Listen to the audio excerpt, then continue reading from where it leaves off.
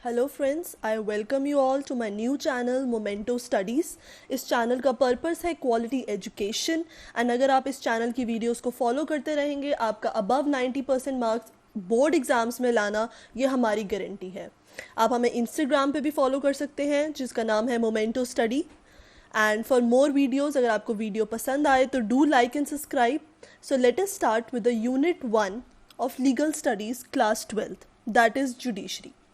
We know that there are three organs of the government, that is legislature, executive and judiciary. Legislature में हमारे आ जाते हैं लोकसभा, राज्यसभा.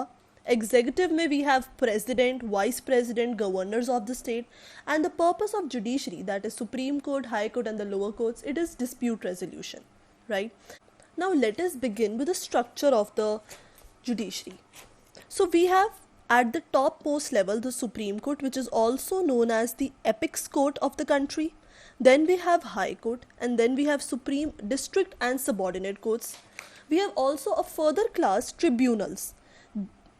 ये class hierarchy में नहीं आती है, but these are the courts constituted for the special purpose जो हम आगे पढ़ेंगे। अब हमारी जुडिशरी का जो फ्रेमवर्क है that is what is the structure of judiciary, कितने इसमें जजेस होने चाहिए, what is the procedure and what is their terms and everything. That structure, the framework is provided to us in the Constitution of India. So Constitution of India as a backbone काम करता है judiciary के लिए। और second feature हमारा Indian judiciary का ये है that we have a single integrated system of judiciary. It means हमारा सेंटर और स्टेट का कोई डिफरेंट सिस्टम नहीं है।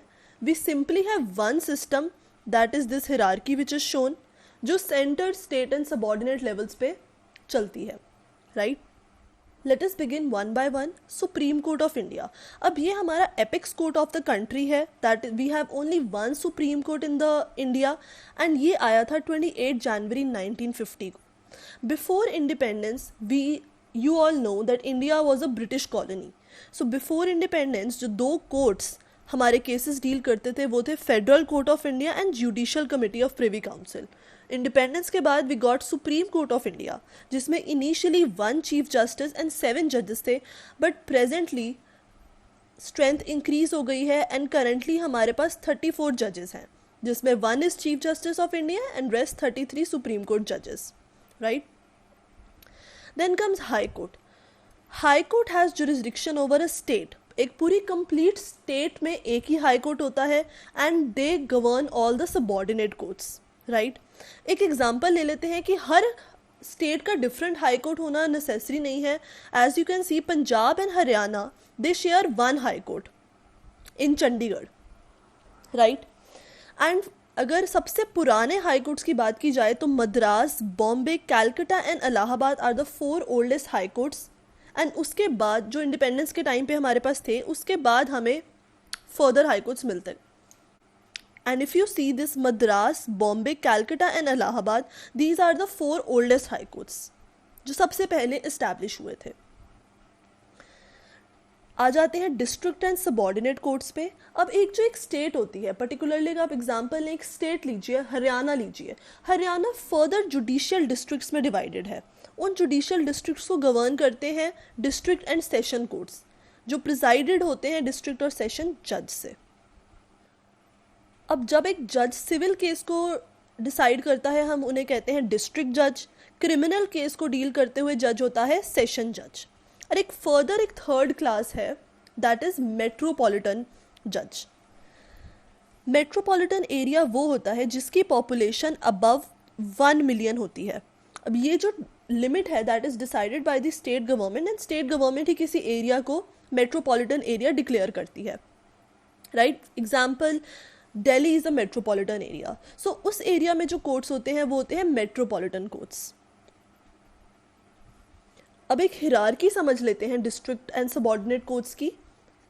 सिविल साइड में आप देखें तो सबसे टॉप पे होता है डिस्ट्रिक्ट जज, then we have senior civil जज, प्रिंसिपल जूनियर सिविल जज, जूनियर सिविल जज and at the lowest level we have Munsif courts जो सबसे लोएस्ट होते हैं in terms of civil matters. Criminal side में देख लें तो सबसे टॉप पे होते हैं सेशन जज, then we have chief judicial magistrate first class, judicial magistrate second class. जजेस को कॉमनली हम रेफ़र कर देते हैं बेंच, लॉयर्स को हम रेफ़र करते हैं बार। डिवीज़न बेंच में हमेशा 2 से ज़्यादा जजेस होते हैं एंड कॉन्स्टिट्यूशनल बेंच में हमेशा 5 या मोर जजेस होते हैं एंड ये मैक्सिमम अप टू 13 जजेस एक्सटेंड हो सकता है कॉन्स्टिट्यूशनल बेंच। फर्दर हमारी एक कैटेगरी है ट्रिब्यूनल्स। ट्रिब्यूनल्स आर सेमी और quasi judicial bodies.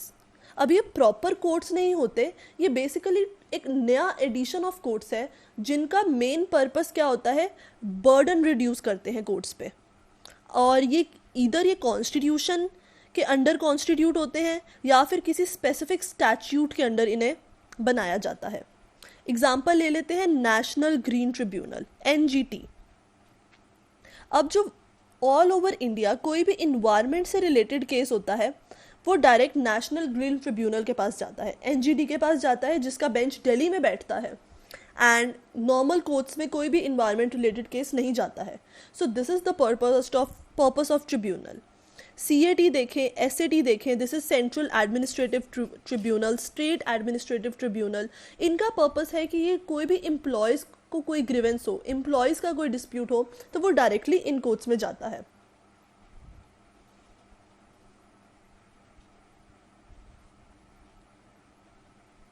Now let us discuss features of Indian judiciary. India is a common law jurisdiction. अब आपको समझना है कि we have two systems all over the world. One is a civil law system and there is a common law system. Countries like Russia, Germany वो आ जाती हैं civil law system में, whereas India, Canada, UK, USA ये सारी countries हैं common law countries. अब civil law system में होता क्या है, लेजिस्लेचर और एग्जीक्यूटिव के पास पावर्स होती हैं कि वो लॉ बना सकते हैं एंड जुडिशरी के पास कोई पावर नहीं होती। सिविल लॉ सिस्टम में बेसिकली जुडिशरी का सिर्फ डिस्प्यूट रेजोल्यूशन का काम होता है, लॉ क्रिएशन का कोई काम नहीं होता। और अगर हम कॉमन लॉ सिस्टम देखें जो इंडिया जिसका पार्ट है, उसमें judiciary can make laws through court decisions. That is, while deciding any case, judges have the power कि वो कोई भी नया लॉ क्रिएट कर सकते हैं जो उसके बाद बाइंडिंग प्रेसिडेंट हो जाता है। दैट इज सबॉर्डिनेट कोर्ट्स को वो लॉ मानना ही पड़ता है जो कोर्ट्स, जो हाई कोर्ट या सुप्रीम कोर्ट ने किसी भी डिसीजन देते टाइम बना दिया। This is the simple meaning of common law jurisdiction. That is, the courts in India can fill the gap in laws left by executive and legislature. And judges have the power of creation of laws, whereas in civil law system ये power नहीं होती है। And second different feature of Indian judiciary is that we follow adversarial model of dispute resolution. इसके भी we have further two models. First is adversarial model and second is inquisitorial model. जो system हम follow करते हैं adversarial model, उसमें एक neutral जज होता है as we have in India. Lawyers होते हैं, लॉयर्स दोनों साइड्स के अपने इंटरेस्ट एक्सप्लेन करते हैं जजेस को एंड देन जजेस after hearing both the sides एक डिसीजन देते हैं, राइट। वेयर एज अगर हम दूसरा सिस्टम देखें इंक्विजिटोरियल मॉडल, इसमें जजेस बहुत एक एक्टिव रोल प्ले करते हैं। जजेस खुद से इंक्वायरी, प्रॉब, इन्वेस्टिगेशन करते हैं एंड लॉयर्स का इस सिस्टम में बहुत ही रिड्यूस्ड रोल होता है। सो अगर आपको क्वेश्चन आए that what are the features of Indian judiciary, so these are the two distinct features of Indian judiciary. Now let us understand the law officers in India. अब अगर कोई भी प्राइवेट इंडिविजुअल और एनी कॉरपोरेशन अगर government को sue करता है या गवर्नमेंट किसी को स्यू करती है, तो उनके केसेस को डील करने के लिए we have special set of lawyers that are the law officers, जिसमें सबसे पहले आ जाते हैं हमारे attorney general of India. We have only one attorney general of India जिनको प्रेसिडेंट अपॉइंट करते हैं under article 76 of the constitution and इनकी ड्यूरेशन भी टर्म इनका pleasure of president, that means जब तक प्रेसिडेंट चाहें वो अपना ऑफिस होल्ड कर सकते हैं। एंड क्वालिफिकेशन जो रिक्वायर्ड होती है अटॉर्नी जनरल बनने के लिए that is same as that of जज ऑफ सुप्रीम कोर्ट। अब इनका काम क्या होता है, बेसिकली इनका काम होता है गवर्नमेंट को गवर्नमेंट के केसेस में एडवाइस देना, वो ड्यूटीज़ परफॉर्म करनी जो प्रेसिडेंट इन्हें बताएगा, और रिप्रेजेंट करना गवर्नमेंट को सुप्रीम कोर्ट में, हाई कोर्ट में, किसी भी कोर्ट में जहाँ पे गवर्नमेंट ऑफ इंडिया इन्वॉल्व हो, उस केस को attorney general of India deal करते हैं। इनके राइट्स आ जाते हैं, they have right to appear and plead before any court. Basically ये सुप्रीम कोर्ट, हाई कोर्ट, किसी भी सबऑर्डिनेट कोर्ट में कहीं पे भी इनके पास राइट होता है कि गवर्नमेंट के बिहाफ पे अपीयर कर सकते हैं और उनके केस को लड़ सकते हैं। They have right to be audience, ये किसी भी कोर्ट की proceedings all over India observe कर सकते हैं, इन्हें कोई नहीं रोक सकता है। एंड थर्डली, ये किसी भी पार्लियामेंट की प्रोसीडिंग्स को ऑब्जर्व कर सकते हैं, like they can sit in Rajya Sabha, they can go and sit in Lok Sabha, but इनके पास वोट की पावर नहीं होती, but they have the right to view those proceedings, right. So ये जो हमारी अटॉर्नी जनरल की पोस्ट है, ये constitution as we have seen article 76 के अंडर हमें प्रोवाइड करता है। वेयर एज यू नो, अब गवर्नमेंट के बहुत सारे केसेस होते हैं, नॉट अ सिंगल पर्सन अब उन सारे केसेस को नहीं डील कर सकता, तो अटॉर्नी जनरल को असिस्ट करने के लिए there is second level solicitor general, और उनके नीचे आ जाते हैं एडिशनल सॉलिसिटर जनरल्स। अब ये जितने मर्जी अपॉइंट कर सकते हैं जो गवर्नमेंट ऑफ इंडिया पार्लियामेंट के रूल से डिसाइड करे, राइट। अब ये तो हो गया हमारा स्टेट का, अब ये हमारा हो गया सेंटर का। अब हम आ जाते हैं स्टेट पे। जैसे सेंटर में अटॉर्नी जनरल होता है, वैसे likewise at state level we have advocate general. The functions are ditto, the very similar, that is attorney general president appoint करता था, वेयर एज यहाँ पे एडवोकेट जनरल अपॉइंटेड होते हैं गवर्नर से, governor of the state appoint होते हैं under article 165 of the constitution and represent करते हैं स्टेट्स को स्टेट के इंटरेस्ट में। क्वालिफिकेशन इनकी होनी चाहिए सेम एज दैट ऑफ जज ऑफ हाई कोर्ट, एंड ये भी अपना ऑफिस गवर्नर के प्लेजर तक होल्ड करते हैं। एंड इनको भी असिस्ट करने के लिए हमारे पास आते हैं एडिशनल एडवोकेट जनरल्स। सो आपको बस सिंपल याद रखना है, सेंटर लेवल पे पूछा तो अटॉर्नी जनरल, स्टेट लेवल पे पूछा तो advocate general, rest of functions are same. अब नेक्स्ट हमारा टॉपिक है कॉन्स्टिट्यूशन एंड द जुडिशरी। अब ये आपको पता ही होगा कि लेजिस्लेचर, एग्जीक्यूटिव एंड जुडिशरी, ये हमारे पास 3 डिफरेंट ऑर्गन्स हैं, और जो आर्टिकल 15 ऑफ द कॉन्स्टिट्यूशन है ये इंश्योर करता है कि जुडिशरी एक डिफरेंट और सेपरेट ऑर्गन रहे, ये किसी भी दूसरे ऑर्गन से इफेक्ट ना हो, एंड इनकी फंक्शनिंग एंड इनका सब कुछ जुडिशरी, मतलब जुडिशरी में अगर आप देखा जाए तो जुडिशरी में जो जजेस अपॉइंट होते हैं वो भी जुडिशरी के हायर जजेस ही लोअर जजेस को अपॉइंट करते हैं। सो आपको ये क्वेश्चन आ सकता है एग्जाम में कि why judiciary is granted this separate status, या why independence of judiciary is necessary, क्यों हमें एक इंडिपेंडेंट जुडिशरी चाहिए और क्यों हम चाहते हैं कि जुडिशरी किसी भी डिफरेंट ऑर्गन के साथ इंटरफेयर ना करे, राइट। तो इसके फीचर्स आ जाएंगे। फर्स्टली, अगर हम ये क्वेश्चन आ गया आपको जो मैंने यहाँ पे एग्जाम में दिया है, तो सबसे पहले आप एक्सप्लेन करेंगे इस बात को कि judiciary act as a watch dog of the democracy. Watch dog of the democracy means ये इंश्योर करता है कि हमारी कंट्री में कॉन्स्टिट्यूशनल प्रोविजंस फॉलो होते रहे, we have a democracy, and कोई भी ऑर्गन इधर लेजिस्लेचर और एग्जीक्यूटिव इन डेमोक्रेटिक प्रिंसिपल्स का वायलेशन ना करे, right. Second feature is checks and balance. Judiciary check रखती है कि बाकी जो 2 ऑर्गन्स हैं वो अपनी लिमिट से बाहर ना जाएं और एक दूसरे की फंक्शनिंग में इंटरफेयर ना करें, दैट इज़ वो अपना असाइंड काम करते रहें और किसी और के काम में इंटरफेयर ना करें, right. And thirdly is the act as mediator. Mediator is कोई भी डिस्प्यूट आ जाए either between center and state, either between 2 individuals or individual or the government, उस केस में judiciary acts as a mediator and वो dispute resolution करते हैं। अब इसका आप एक एग्जांपल ले सकते हैं जो आपकी बुक में भी गिवन है कि आर्टिकल 20 सब क्लॉज 3 के अंडर कहा गया है कि आप अगर आपने किसी भी इंसान को अरेस्ट किया है, आप during the investigation police force नहीं कर सकती उस इंसान को अपने अगेंस्ट विटनेस बनने के लिए, दैट इज़ अपने अगेंस्ट गवाही देने के लिए कि हाँ मैंने ये क्राइम किया है, तो पुलिस ये चीज़ फोर्स नहीं कर सकती है, राइट। अब जुडिशरी का क्या काम होता है? जुडिशरी इंश्योर करती है कि पुलिस अपना काम करे और एक्सेस में किसी भी राइट को वायलेट ना करे। सिंपली सेइंग, जुडिशरी इंश्योर करती है कि पुलिस एक्यूज्ड को, इस पर्टिकुलर केस में जुडिशरी इंश्योर करती है कि पुलिस एक्यूज्ड को फोर्स ना करें अपने अगेंस्ट विटनेस बनने के लिए। एंड ऐसे ही हमारे पास बहुत सारे राइट्स हैं जिसका प्रोटेक्टर, जिसका गार्डियन हमारे पास जुडिशरी है, एंड वो इंश्योर करते हैं कि कोई भी अननेसेसरली किसी के भी राइट का वायलेशन ना हो।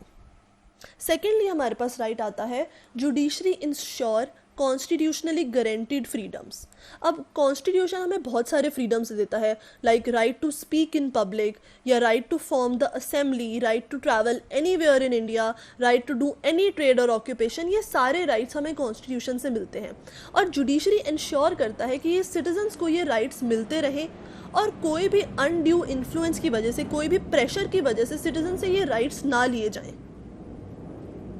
इन केस कोई भी कॉन्फ्लिक्ट आ भी जाता है तो वो भी जुडिशरी इंश्योर करती है कि वो डिस्प्यूट सॉल्व हो एंड सिटीजन्स को अपने राइट गारंटीड मिलते रहें। Third is judiciary is the guardian of fundamental rights. You know that article 12 से 32 तक हमें फंडामेंटल राइट्स गारंटीड हैं, जिसमें right to freedom, right to be protected from the discrimination, right to life and liberty, ये हमें सारे different rights available हैं in the constitution of India. And judiciary का काम ये है कि जुडिशरी इंश्योर करे कि ये राइट्स सिटीजन्स को मिल रहे हैं और स्टेट इन राइट्स का वायलेशन नहीं कर रही है। सो बेसिकली एक इंडिपेंडेंट जुडिशरी इंश्योर करती है कि उसके सिटीजन्स भी एम्पावर्ड हों। अब हम देखा जाए तो आर्टिकल 21 कहता है right to life and personal liberty. अब जुडिशरी ने ओवर द ईयर्स इस आर्टिकल के स्कोप को बहुत एक्सटेंड कर दिया है, और अब इस आर्टिकल के under right to education, right to internet, right to livelihood, right to clean environment, ये सारे राइट्स आर्टिकल 21 के अंडर ऐड हुए हैं over the years just because of the active role played by our judiciary. Fourth point is judiciary ensure due process of law. Now due process of law का मतलब होता है कि state को सारे इंडिविजुअल के लीगल राइट्स को respect करना है, उनका वायलेट नहीं करना है, और उनके साथ डील करते हुए एक स्टेट को फेयरनेस एंड लिबर्टी दिखानी है। They have to be fair, they have to be rational, they have to keep in mind the fundamental rights of the citizens, right. Therefore, इससे हमें पता चलता है कि what is the importance of independence judiciary, कितनी important है independence judiciary democracy के लिए। अगर जुडिशरी इंडिपेंडेंट नहीं होगी तो who will question the government अगर वो कुछ गलत कर रहे हो। So judiciary always questions the government, keeps a check on the government and helps the citizens in living their life according to the constitutional and legal rights guaranteed to them। अब हम next topic पे आ जाते हैं, role of Supreme Court. Role of Supreme Court को आप ये भी कह सकते हैं कि सुप्रीम कोर्ट की जुरिस्डिक्शन क्या है। जुरिस्डिक्शन का मतलब वो किन किन केसेस को, किन किन मैटर्स को डील कर सकता है। यू नो कि अगर आपको कोई भी केस सबसे पहले फाइल करना होता है, आप हमेशा डिस्ट्रिक्ट कोर्ट से स्टार्ट करते हैं, उसकी अपील हाई कोर्ट को जाती है एंड उसकी अपील देन सुप्रीम कोर्ट को जाती है। तो सुप्रीम कोर्ट डायरेक्टली किसी भी केस को डील नहीं करता है। जुरिस्डिक्शन होती, सुप्रीम कोर्ट की भी एक अपनी जुरिस्डिक्शन है जो हम अभी इस टॉपिक में कवर करेंगे। सो सुप्रीम कोर्ट के दो बेसिकली काम हैं, वो लॉ को इंटरप्रेट करते हैं एंड वो डिस्प्यूट्स को एडजुडिकेट करते हैं। These are the two broad functions of the supreme Court. अब इनकी जुरिस्डिक्शन क्या है, लेट अस अंडरस्टैंड। अगर हम देखें article 131 of the constitution and article 32 of the constitution, ये सुप्रीम कोर्ट की ओरिजिनल जुरिस्डिक्शन को डील करता है। ओरिजिनल जुरिस्डिक्शन मतलब अगर कोई भी डिस्प्यूट हो with in union and the state, 2 और मोर स्टेट्स, तो वो डायरेक्टली लोअर कोर्ट में जाने के बजाय डायरेक्टली सुप्रीम कोर्ट में जा सकता है। This is the original jurisdiction, कि अगर फर्स्ट टाइम कोई केस फाइल करना है तो वो originally for the first time supreme court में फाइल हो सकता है अगर वो रिलेटेड है कोई भी डिस्प्यूट बिटवीन यूनियन और स्टेट से, बिटवीन 2 और मोर स्टेट्स से। जिसका एक एग्जाम्पल है, कई बार 2 स्टेट्स के बीच में, like Punjab and Haryana, Tamil Nadu and Chennai, इनके बीच में रिवर डिस्प्यूट हो जाता है। तो कोई भी इनके बीच में रिवर डिस्प्यूट हो रहा है तो it is a matter of dispute between 2 states, तो वो डायरेक्टली हम सुप्रीम कोर्ट में फाइल कर सकते हैं। Second category of original jurisdiction है आर्टिकल 32, और 32 is for the enforcement of fundamental rights. हमने भी पढ़ा था जो फंडामेंटल राइट्स आर्टिकल 12 से 32 तक गारंटीड हैं, अगर उनका कभी भी कोई वायलेशन होता है तो डायरेक्टली एक सिटीजन सुप्रीम कोर्ट को अप्रोच कर सकता है and Supreme Court then writs issue करती हैं। We have 5 type of writs जो हम आगे पढ़ेंगे। उन रिट्स को इशू करके सुप्रीम कोर्ट अपना ओरिजिनल जुरिसडिक्शन एक्सरसाइज कर सकती हैं, राइट। सेकेंड जुरिसडिक्शन आ जाती है एपेलेंट जुरिसडिक्शन। बेसिकली अपील के केसेस जो सुप्रीम कोर्ट डील करती है जो हाई कोर्ट से आते हैं। अगर आप आर्टिकल 132, 133, 134 और 134A ऑफ कॉन्स्टिट्यूशन पढ़ें तो उसमें ये बात कही गई है कि कुछ केसेस जो हाई कोर्ट कह देता है कि यस इन केसेस में हमें सुप्रीम कोर्ट के ओपिनियन की रिक्वायरमेंट है, तो हाई कोर्ट एक सर्टिफिकेट इशू कर देता है एंड वो केसेस देन अपील की फॉर्म में सुप्रीम कोर्ट डील करता है। सो this is the appellate jurisdiction of the supreme court. Appellate jurisdiction में सुप्रीम कोर्ट अंडर आर्टिकल 136 भी केसेस को डील करता है और 136 होता है स्पेशल लीव टू अपील। इन केसेस में बेसिकली कोई हाई कोर्ट का सर्टिफिकेट रिक्वायर्ड नहीं होता। The only requirement is substantial question of law होना चाहिए and then you can directly approach to Supreme Court under article 136। Next jurisdiction है advisory jurisdiction, article 143 के अंडर। अब इसमें कोई केस नहीं होता, कोई भी ऐसा इशू जो नेशनल इंटरेस्ट का हो जिसमें प्रेसिडेंट को ओपिनियन लेना हो, तो प्रेसिडेंशियल रेफरेंस के फॉर्म में under article 143 president directly Supreme Court को ओपिनियन देने के लिए कंसल्ट कर सकता है and then it is the opinion of Supreme court की, ये सुप्रीम कोर्ट की मर्जी होती है कि उन्होंने ओपिनियन देना है या उन्होंने रिफ्यूज़ करना है। This is completely their jurisdiction. So ये हमने पढ़ी original jurisdiction, appellate jurisdiction, advisory jurisdiction.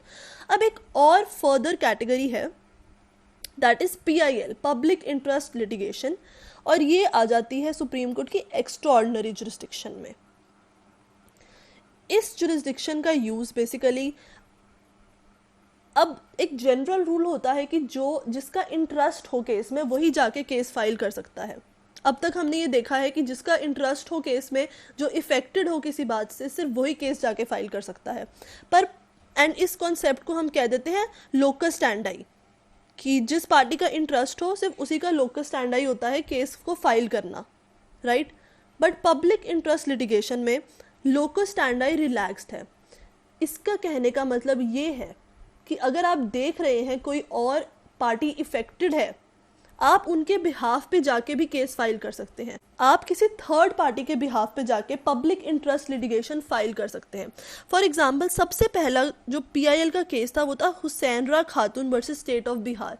इसमें एक एक्टिविस्ट लॉयर ने पब्लिक केस फाइल किया था। Basically he wrote a letter to the जज of the supreme court stating that Bihar की प्रिजन में, बिहार की जेल में प्रिजनर्स की हालत बहुत बेकार है, उन्हें इनह्यूमन कंडीशंस में रखा जा रहा है। सो जस्टिस भगवती, जिन्होंने बेंच हेड किया था, उन्होंने इस केस को सुना और इस केस में डिसीजन दिया। तो ये पहला केस था जिसमें PIL को माना गया था एंड PIL डिसाइड हुई थी। So this is the last jurisdiction, extraordinary jurisdiction of the supreme Court. And now we will be discussing the characteristics of the PIL. Because it is a emerging concept, it has emerged over the years. Originally ये हमारे constitution में नहीं था, but as a result of judicial decisions ये हमारे पास ये jurisdiction आई है। तो let us discuss the characteristics of PIL. Firstly, it is a non-adversarial litigation. Non-adversarial litigation basically means एक थर्ड पार्टी भी किसी और affected पार्टी के लिए कोर्ट में जाके केस फाइल कर सकती है and it is a tool for social change.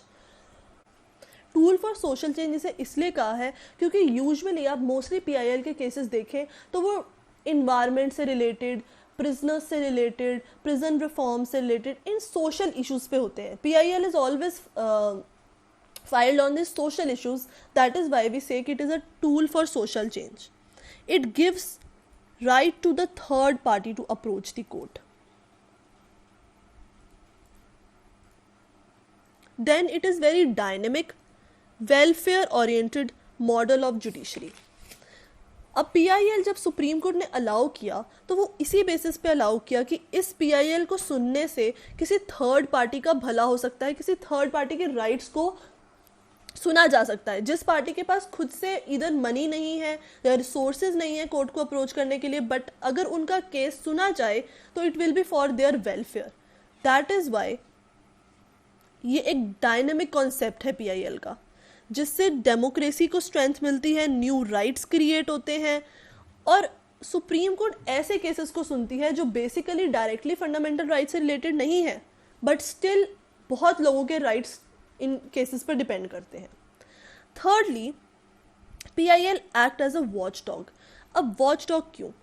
अब आपको पता है कि कोई भी इंसान किसी के लिए भी पीआईएल फाइल कर सकता है, तो इस पीआईएल के केसेस से कुछ social institutions like jails, asylums, mental hospitals, protective homes, इन सब की क्वालिटी बहुत इम्प्रूव हुई है। अब जो जेल्स, असाइलम्स के इनहेबिटेंट्स होते हैं जो यहाँ रहते हैं, वो डायरेक्टली तो केस फाइल कर नहीं सकते एंड वो इन ह्यूमन कंडीशंस में रहते थे, बट अब पीआईएल को कॉन्सेप्ट की वजह से थर्ड पार्टी उनके लिए केस फाइल कर सकती है एंड इससे उनकी कंडीशन बहुत इम्प्रूव हुई है। So with this we end our jurisdiction of Supreme Court. अब आ जाते हैं role of high courts and lower courts. अब आपने पढ़ा सुप्रीम कोर्ट रिट्स इशू कर सकता है आर्टिकल 32 के अंडर।